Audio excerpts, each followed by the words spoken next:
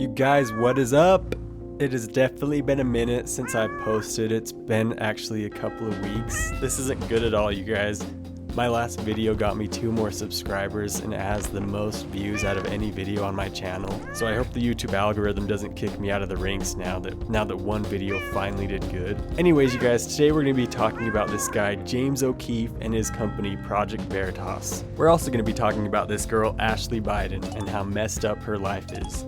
I originally planned on this video being an attack on the FBI. I was going to say how obviously politically motivated the FBI is. After doing some research on the situation that we are going to talk about, I began to feel so thankful about the life that I have. I know that sometimes we all get in that feeling. Sometimes we feel like the grass might be greener somewhere else. You know, you might think it would be kind of cool to be someone famous or some famous celebrity or have tons of money. You might think it would be cool to be some politician's son or daughter, so you'll have all these good connections and go to these cool parties with all these famous people. I hope this video changes your mind. I mean, I still want lots of money, obviously. I just don't want a celebrity family. Here's the situation we're going to talk about today.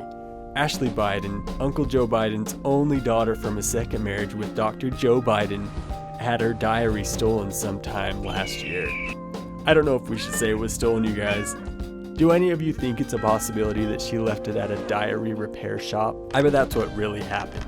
She probably left it at a diary repair shop and forgot to pick it up. She was probably too high on drugs to remember. Then I bet the owner of the diary repair shop contacted Project Veritas and other various media companies and gave everyone copies of it. That's just my theory on how Ashley Biden's diary was misplaced. Anyway, somehow Project Veritas allegedly got a hold of the diary, and then James O'Keefe's house got raided along with 2 of his associates. All of these articles I'm reading, they're very interesting in that one of them gives the address of one of the associates that was raided, but not any of the other homes that were raided, and they also don't say the name. I guess it's okay to dox someone if they get raided, as long as you don't give out their name. I mean, no super liberal activist is gonna show up at this address and cause mayhem. I mean, there's no way that would ever happen in a million years, right? I mean, it's not like that's already happened before, has it? No one has ever showed up to a senator's or representative's home and took raps on their driveways or graffitied their doors or just in general harassed them. That's never happened, you guys.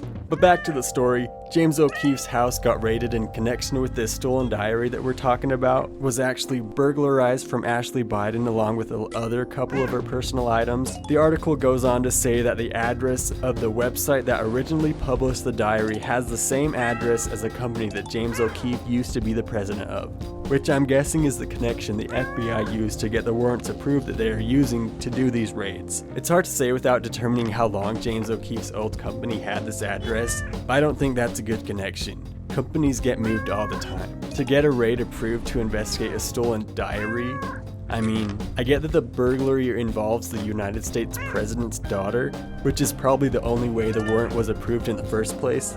I mean, you'll never see the local police or FBI raiding homes for me or you if we ever get our diary stolen. Despite this small connection though, the FBI got the raid approved, obviously. In response to the raids though, Project Veritas and James O'Keefe released this statement.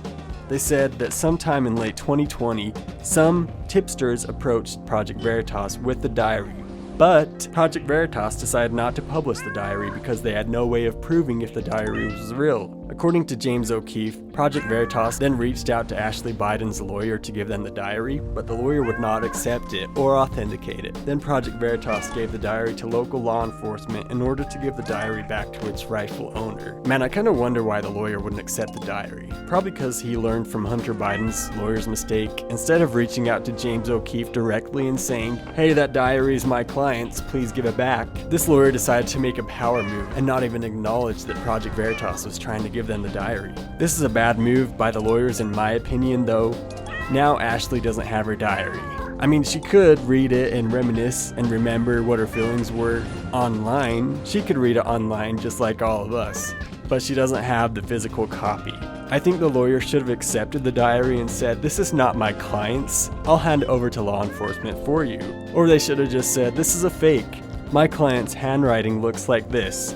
If this diary was fake, they could have easily proved that it was. I don't know if it was a fake, we'll probably never know for sure, but I wouldn't be surprised if it was real at all, and I think it was real. But one thing is for sure, if the FBI took the time to raid 3 different people's homes just for a diary or some personal items, doesn't that kind of make you think the diary is real? Either it proves it's real, or the very obviously politically motivated FBI is just using this as an excuse to get dirt on the executives of Project Veritas. I mean, seriously, when has the FBI ever raided 3 homes just for a diary and some personal items? That is just crazy to me. Now we're gonna go a little into the content of the diary. Remember earlier when I was saying how I hope this video changes your mind about being someone who is rich and famous in the celebrity or political sphere? This is that part of the video. I did just about 15 seconds of research and found the alleged diary online. I also did a little bit of catching up on Ashley Biden. She's the daughter of Joe and Joe Biden, the President and the First Lady of the United States of America. She's 38 years old and she has no kids. At least no public kids. Who knows, she could have one. I'm just gonna assume this journal is real. This situation just adds up too much, in my opinion, for it to be fake. Like I said, I found her journal. Any of you guys watching, if you want to find her journal too, go to DuckDuckGo and search Ashley Biden's journal. You should be able to find an archive website with it on.